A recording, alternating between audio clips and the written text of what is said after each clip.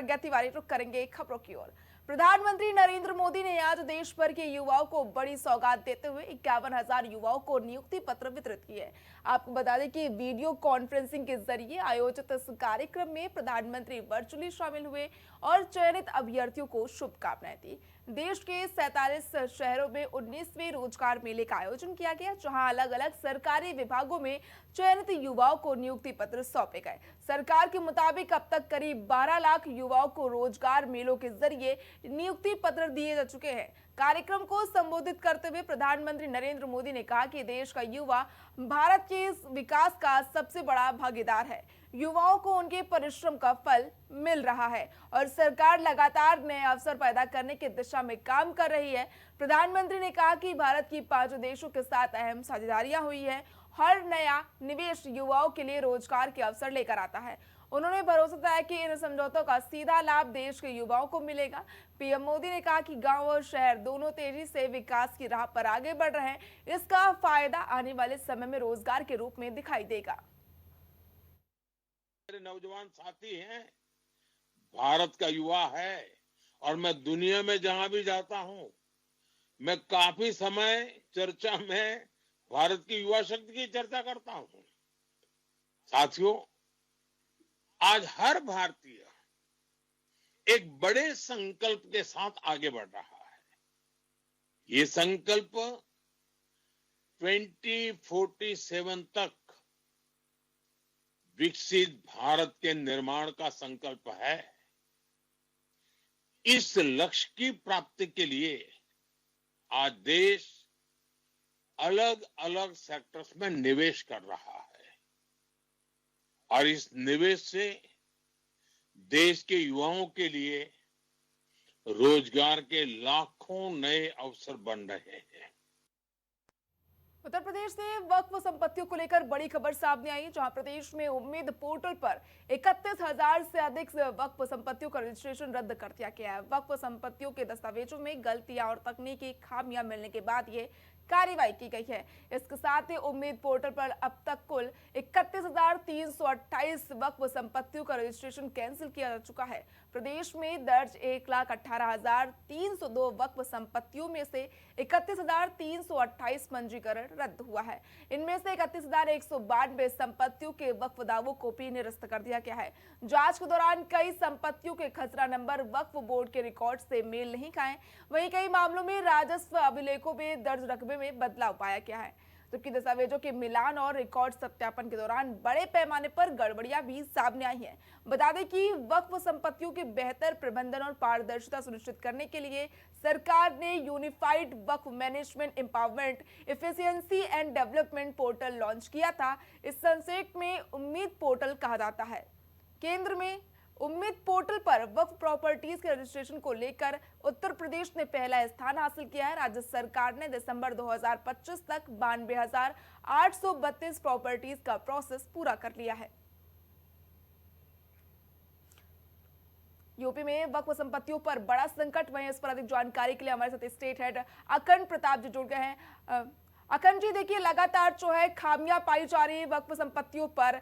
Data जो निकलकर सामने आएगी, बड़े तौर पर जो है वक्फ संपत्तियों को रद्द कर दिया गया है, क्या कुछ कहेंगे? ये वक्फ संपत्तियों का ये सत्यापन हो रहा था और उस दरमियान ये कहा गया था कि जो संपत्तियां हैं उनको ऑनलाइन पोर्टल पे आपको अपलोड करना होगा। ये वक्फ अधिनियम 1995 की धारा 61 के तहत ये नियम बनाया गया था और पोर्टल पर ब्यौरा फाइल न करने वालों को 6 महीने की सजा, जिसमें जेल या जुर्माने का प्रावधान रखा गया है, वो उसकी शर्तों में रखा गया है। तो इसके तहत ये माना जा रहा था कि भारत सरकार का जिसके निर्देश भी थे सभी मुतवल्लियों को वक्फ संपत्तियों का पूरा ब्यौरा उम्मीद पोर्टल पर अपलोड करना अनिवार्य किया गया था। उसके तहत ये जो संपत्तियां थी 31,000 से ज्यादा हैं, जिनकी संख्या 31,328 है टोटल।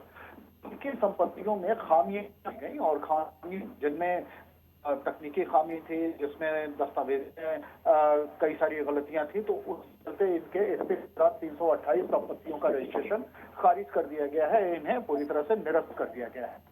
ये बहुत बड़ा आंकड़ा है। अगर उस तरीके से देखा जाए तो टोटल जोड़े हैं वो पूरे सरकार के जो आंकड़े हैं उसमें से अगर उत्तर प्रदेश के आंकड़े को देखा जाए तो ये बहुत बड़ा आंकड़ा हो जाता है, जिनमें राज्य सरकार ने दिसंबर 2025 तक 92,823 प्रॉपर्टीज का प्रोसेस पूरा किया। उनमें से ये 31,328 संपत्तियों का निरस्त किया जाना ये बताता है कि एक्ट किस तरीके से लिया गया है और कितनी खामियां रह गई थी, जिसके चलते इसको बार बार कहा जा रहा था कि वक्फ संपत्तियों का प्रॉपर तरीके से रजिस्ट्रेशन कराया जाए, उनका एनरोलमेंट कराया जाए। तो जो unified Waqf management empowerment efficiency and development portal है, जिसे उम्मीद पोर्टल कहते हैं, उस पोर्टल के इस पोर्टल पर रजिस्ट्रेशन का जो हो रहा था उसकी बात लिया गया है। ठीक है, तमाम अपडेट के लिए बहुत बहुत धन्यवाद अखंड जी। आपको बता दें कि यूपी में वक्फ संपत्तियों पर बड़ा संकट, 31,000 संपत्तियों का रजिस्ट्रेशन रद्द कर दिया गया है। यूपी स्पेशल टास्क फोर्स ने एसएससी परीक्षा में धांधली कराने वाले एक बड़े गिरोह का पर्दाफाश किया। ये गिरोह कर्मचारी चयन आयोग की सीएपीएफ, एसएसएफ, कांस्टेबल, जीडी और असम राइफल्स राइफलमैन परीक्षा 2026 में सेटिंग कर अभ्यर्थियों को पास कराने का काम कर रहा था। एसटीएफ ने ग्रेटर नोएडा से इस बड़े रैकेट के मास्टरमाइंड समेत 7 लोगों को गिरफ्तार किया है। आरोपियों के पास से 50 लाख रुपए कैश, लैपटॉप, मोबाइल फोन और परीक्षा से जुड़े दस्तावेज बरामद कर लिए गए हैं। जानकारी के मुताबिक एसटीएफ को सूचना मिली थी कि कुछ लोग ऑनलाइन परीक्षाओं में हाईटेक तरीके से धांधली कर रहे हैं। इसके बाद एसटीएफ नोएडा यूनिट ने मामले की जांच शुरू की। एसटीएफ की जांच में बड़ा खुलासा हुआ। पता चला कि ग्रेटर नोएडा के नॉलेज पार्क इलाके में स्थित बालाजी डिजिटल जोन नाम के परीक्षा केंद्र पर बड़े पैमाने पर फर्जीवाड़ा चल रहा है। जिसके बाद एसटीएफ टीम ने परीक्षा केंद्र पर छापा मारा और मौके से मुख्य आरोपी प्रदीप चौहान समेत 7 लोगों को गिरफ्तार कर लिया है। जांच में सामने आया कि ये गिरोह ऑनलाइन परीक्षा सिस्टम को सीधे हैक नहीं करता था। आरोपी कंपनी के सर्वर को बाईपास कर प्रॉक्सी सर्वर लगाते थे। इसके बाद स्क्रीन शेयरिंग व्यूअर एप्लीकेशन के जरिए परीक्षा का पेपर बाहर बैठे सॉल्वर तक पहुंचाया जाता था। पुलिस के मुताबिक बाहर बैठे सॉल्वर सवाल हल कर अभ्यर्थियों तक जवाब पहुंचाते थे। इस पूरे नेटवर्क के जरिए अभ्यर्थियों से मोटी रकम वसूली जाती थी। बताया जा रहा है कि परीक्षा पास कराने के लिए हर एक कैंडिडेट से 4 लाख वसूले गए थे। वहीं पीलीभीत में अवैध रूप से चल रहे एक मदरसे पर प्रशासन ने बड़ी कार्रवाई की है। पुरनपुर तहसील क्षेत्र में अवैध रूप से चल रहे मदरसे को आज सील कर दिया गया है। मिली जानकारी के मुताबिक अधिकारियों के निर्देश पर अल्पसंख्यक कल्याण विभाग की टीम ने कार्रवाई की है। बता दें कि पूरा मामला पुरनपुर तहसील के ग्राम सिमर तालुके महाराजपुर का है, जहां जिला अल्पसंख्यक कल्याण अधिकारी सुरेश कुमार के नेतृत्व में विभाग की टीम ने मदरसे में छापा मारा था।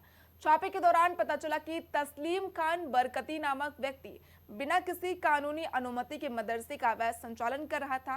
वहीं अधिकारियों ने फौरन कार्रवाई करते हुए अवैध मदरसे को सील कर दिया है। मदरसे के संचालक तस्लीम खान बरकती के खिलाफ मुकदमा दर्ज कर उसे गिरफ्तार कर लिया गया है। जिला अल्पसंख्यक कल्याण अधिकारी सुरेश कुमार ने बताया कि ये कार्रवाई उच्च अधिकारियों के सख्त निर्देश पर की गई है। उन्होंने बताया कि बिना मान्यता और अनुमति के किसी भी शैक्षणिक या धार्मिक संस्थान को संचालित नहीं होने दिया जाएगा। पुलिस की इस कार्रवाई को लेकर क्षेत्र में चर्चाएं तेज हो गई हैं। ये पूरनपुर के सिमरिया में एक मदरसा संचालित होने की सूचना मिली, तो उच्चाधिकारियों के निर्देश पे वहाँ पे सीओ साहब थे, एसडीएम पूरनपुर भी थे, तो वहाँ पे एक बड़ा सा हाल बना था। उसमें गांव वाले भी इकट्ठा हुए तो उनसे बयान लिया गया, तो बताया लोगों ने कि यहाँ 30-40 बच्चे पढ़ने आते हैं और मदरसे की हमारे विभाग से कोई मान्यता नहीं है।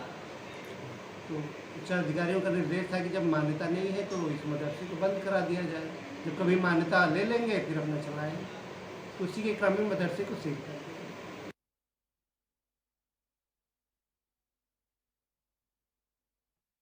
प्रशासन ने सील कर दिया है। ये तस्वीरें सामने आई है पीलीभीत से, जहां पर अवैध मदरसे को प्रशासन की ओर से सील कर दिया गया है। जिला अल्पसंख्यक कल्याण विभाग की ओर से कार्रवाई की गई और कार्रवाई के बाद उच्च अधिकारियों के सख्त निर्देश पर जो है कार्रवाई की गई। उन्होंने बताया कि बिना मान्यता और अनुमति के किसी भी शैक्षणिक या धार्मिक संस्थान को संचालित होने नहीं दिया जाएगा। पुलिस की इस कार्रवाई को लेकर क्षेत्र भर में चर्चाएं तेज हो गई। तो देखिए पीलीभीत में बड़ा एक्शन लिया गया है, अवैध मदरसे को प्रशासन ने सील कर दिया है। जिला अल्पसंख्यक कल्याण अधिकारी की ओर से एक्शन लिया गया, अवैध मदरसे को सील कर दिया गया। हालांकि इस मामले में संचालक, मदरसे का जो संचालक था तस्लीम खान बरकती के खिलाफ मुकदमा दर्ज कर उसे गिरफ्तार कर लिया गया है। मदरसा संचालक गिरफ्तार कर लिया गया और उस पर केस भी दर्ज कर लिया गया है। तो ये पीलीभीत से तस्वीरें सामने आई है जहां पर अवैध मदरसे पर बड़ी कार्रवाई की गई है। प्रशासन ने अवैध मदरसे को सील कर दिया है। मैं इस पर जानकारी के लिए हमारे साथ पीलीभीत से संवाददाता ऋतिक जुड़ गए हैं। ऋतिक, देखिए प्रशासन ने बड़ी कार्रवाई की, अवैध मदरसे को सील कर दिया, क्या कुछ पूरी जानकारी है? देखिए बिल्कुल प्रज्ञा, बताना चाहूंगा, ये पूरनपुर तहसील एक है, वहाँ पर गांव पड़ता है सिमरा तालुके महाराजपुर। वहाँ पर ये मदरसा था जो लंबे समय से बताया जा रहा है संचालित हो रहा था और अल्पसंख्यक कल्याण अधिकारी जो है उन्होंने एक औचक छापेमारी की थी, जहाँ पर जांच के दौरान ये जो चीजें हैं वो सब सामने आई, जहाँ पर कानूनी कागजात थे, जो अनुमति थी मदरसे की, वो जो थी वो अवैध पाई गई। अवैध संचालन जब पाया गया तो अधिकारियों में भी थोड़ा सा जो एक्शन था वो बरकरार दिखा और अधिकारियों ने तत्काल कार्रवाई करते हुए मदरसे को सील किया। हालांकि जो पुलिस है वहाँ पर गंभीर धाराओं में जो इसका संचालन कर रहे थे तस्लीम खान, उन पर गंभीर धाराओं में मुकदमा दर्ज किया गया। हालांकि जो पुलिस है, पुलिस ने शांति भंग में जो आरोपी है उसका चालान किया। हालांकि जो गंभीर धाराएं थी उन धाराओं में उसको जेल नहीं भेजा गया। तो ये भी एक बड़ा सवाल खड़ा हो रहा है। फिलहाल जो प्रशासन है वो इस तरीके की कार्रवाई को लेकर आगे भी बात कह रहा है और आगे भी इसमें पूरी तरीके से जांच के बाद भी और भी जो गंभीर कार्रवाई है वो करने की बात कह रहा है। ऋतिक, सबसे बड़ा सवाल है, जैसा कि आपने कहा कि आरोपी के खिलाफ अभी तक कोई कार्रवाई नहीं गई की है, सिर्फ मुकदमा दर्ज कर लिया गया है। इसको लेकर एक बड़ा सवाल खड़ा होता है कि बिना मान्यता प्राप्त अवैध मदरसा संचालित कर रहे हैं लेकिन गिरफ्तारी नहीं होती है। देखिए गिरफ्तारी की गई है आरोपी की, लेकिन जो गंभीर धाराओं में मुकदमा दर्ज किया गया है उसमें ये कार्रवाई नहीं करी गई है। कार्रवाई जो है वो शांति भंग में की गई है। तो इससे एक सवाल जरूर खड़ा हो रहा है। हालांकि संचालन जो है वो अवैध पाया गया है और सीएम योगी के डायरेक्ट निर्देश है कि अगर अवैध जो मदरसे हैं वो मिलने हैं तो पूरी तरीके से कठोर कार्रवाई की जाए। तो वो कार्रवाई जो है वो अभी तक साफ नहीं हो पाई है। ठीक है, तमाम अपडेट के लिए बहुत बहुत धन्यवाद ऋतिक। आपको बता दें कि प्रशासन ने अवैध मदरसे पर बड़ा एक्शन लिया और अवैध मदरसे को सील कर दिया गया है।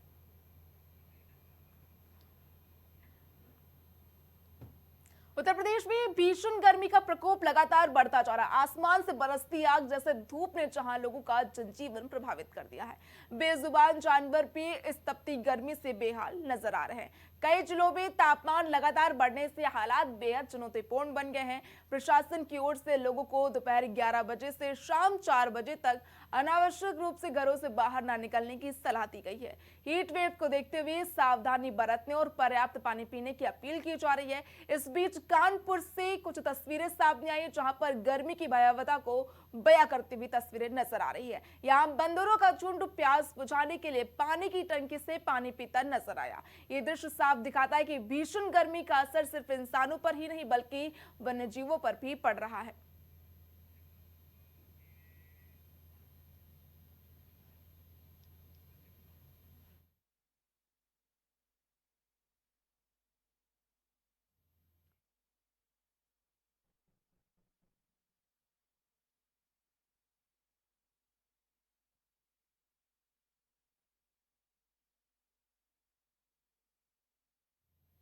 प्रतापगढ़ में ऊर्जा संकट को जागरूकता की अनोखी तस्वीर सामने आई है। पीएम मोदी की अपील और ऊर्जा बचाओ मुहिम का असर अब दिखने लगा है। प्रतापगढ़ जिला न्यायालय में जिला जज समेत सभी न्यायिक अधिकारियों ने पेट्रोल डीजल की बचत का संदेश देते हुए एक सराहनीय पहल की है। जिला जज राजीव कमल पांडे अपने आवास में पैदल चलकर कोर्ट पहुंचे। उनके साथ अन्य जजों ने भी पैदल पहुंचकर लोगों को ऊर्जा संरक्षण का संदेश दिया। इस दौरान जिला जज ने अधिवक्ताओं, न्यायालय कर्मचारियों से भी पेट्रोल डीजल का कम से कम उपयोग करने की अपील की। साथ ही सार्वजनिक वाहनों के इस्तेमाल और छोटी दूरी के लिए पैदल चलने की सलाह दी गई। बताया जा रहा है कि पेट्रोल डीजल संकट और बढ़ती ऊर्जा खपत को देखते हुए ये कदम उठाया गया। माननीय जिला जज साहब के नेतृत्व में डीएलएसए तथा समस्त न्यायिक अधिकारियों द्वारा ईंधन बचत की पहल की गई है। चूंकि आवास पास में है तो सभी न्यायिक अधिकारी गण से अनुरोध किया गया था कि वो अधिक से अधिक संख्या में या तो पैदल आए या फिर एक साथ एक गाड़ी से आना सुनिश्चित करें। इस समय ऊर्जा संकट को देखते हुए हम लोगों का भी ये दायित्व बनता है कि अपनी तरफ से जितना संभव हो सके ऊर्जा को बचाएं। खासकर पेट्रोल डीजल की आवक इस समय बहुत कम है अंतर्राष्ट्रीय संकट को देखते हुए। तो हम बाकी अपने अधिवक्तागण, अपने कर्मचारीगण सबसे ये आह्वान करते हैं कि हर संभव ये प्रयास करें कि या तो सामूहिक आए गाड़ियों में आते हैं तो, अन्यथा साइकिल, ऑटो, ई रिक्शा इन वाहनों का उपयोग करें। उत्तर प्रदेश में आने वाले दिनों में होने वाले पंचायत चुनाव को ईवीएम से करवाने के विरोध में लोक दल के अध्यक्ष सुनील सिंह ने आवाज बुलंद की है। सुनील सिंह के लोक दल के कार्यालय पर इंडिया सुपरफास्ट से बात करते हुए ईवीएम से पंचायत चुनाव करवाने की तैयारी पर सवाल खड़े कर दिए हैं। उन्होंने ऐलान किया कि पंचायत चुनाव ईवीएम से करवाने के निर्वाचन के आयोग के फैसले का सभी विपक्षी दल सड़कों पर उतरकर विरोध करेंगे। उन्होंने निर्वाचन आयोग पर सरकार के इशारे पर कार्य करते हुए पंचायत चुनाव ईवीएम से करवाने को लेकर ईवीएम की खरीद का टेंडर निकाला गया है, जिसकी जानकारी मिलने के बाद लोकदल ने ईवीएम से चुनाव करवाने का खुलकर विरोध करने का ऐलान कर दिया है। लोकदल के राष्ट्रीय अध्यक्ष सुनील सिंह जी हमारे साथ हैं, उनसे बातचीत करेंगे और जानेंगे कि ईवीएम को लेकर उन्होंने किस तरह के सवाल खड़े किए हैं। जो पंचायत चुनाव होने हैं उसको लेकर निर्वाचन आयोग की तरफ से ईवीएम को लेकर एक विज्ञापन जारी किया गया है, जिसको लेकर उन्हें आपत्ति है। तो उन्हें क्या आपत्ति है, वो क्या कहना चाह रहे हैं, हम बातचीत करेंगे सुनील सिंह जी से। ईवीएम पे प्रदेश की जनता, गांव की जनता, शहर की जनता पहले ही भरोसा नहीं करती। विधानसभा चुनावों में जिस तरह के नतीजे आते हैं, जनता को समझ में नहीं आता कि ये हो क्या रहा है। आज ईवीएम का इस्तेमाल गांवों में कर रहे हैं। एक तरफ तो 26 मई को कार्यकाल समाप्त हो रहा है, प्रशासक बैठा रहे हैं, उसके बाद ईवीएम का इस्तेमाल करने की साजिश कर रहे हैं। अगर ईवीएम का चुनाव में इस्तेमाल हुआ तो भारतीय जनता पार्टी गांवों तक सरकार बना के, अपनी सरकार बना के गांव की सरकार को बर्बाद करेगी। और गांव की सरकार अगर बर्बाद हो गई तो देश का किसान बर्बाद हो जाएगा। खाद, बीज, पानी भी तब मिलेगा जब भाजपा के साथ होंगे, वरना उनको नहीं मिलेगा। तो ईवीएम की ये जो साजिश है जो भारतीय जनता पार्टी कर रही है गांवों में पहुंचाकर, इसका विरोध लोकदल और पंचायत राज संगठन कर रहा है, क्योंकि ईवीएम पे जनता का भरोसा नहीं है। अगर ये 1,40,000 ईवीएम जनता के पैसे से खरीदी जा रही है, टैक्स के पैसे से खरीदी जा रही है, तो उसमें कहीं वीवीपैट की मशीन भी नहीं खरीदी जा रही, क्योंकि ये समझ ही नहीं रहे कि वीवीपैट तो जरूरत ही नहीं है। लोक दल के अध्यक्ष सुनील सिंह जी हैं, जिनका साफ कहना है कि वो ईवीएम से पंचायत चुनाव नहीं होने देंगे और अगर सरकार निर्वाचन आयोग की तरफ से ईवीएम के जरिए पंचायत चुनाव कराया जाएगा तो उसका वो लोग विरोध करेंगे सड़कों पर उतरकर। कैमरामैन इसी के साथ मनीष पालीवाल, इंडिया सुपरफास्ट, लखनऊ। फिलहाल खबरों में इतना ही। देखते रहिए इंडिया सुपरफास्ट।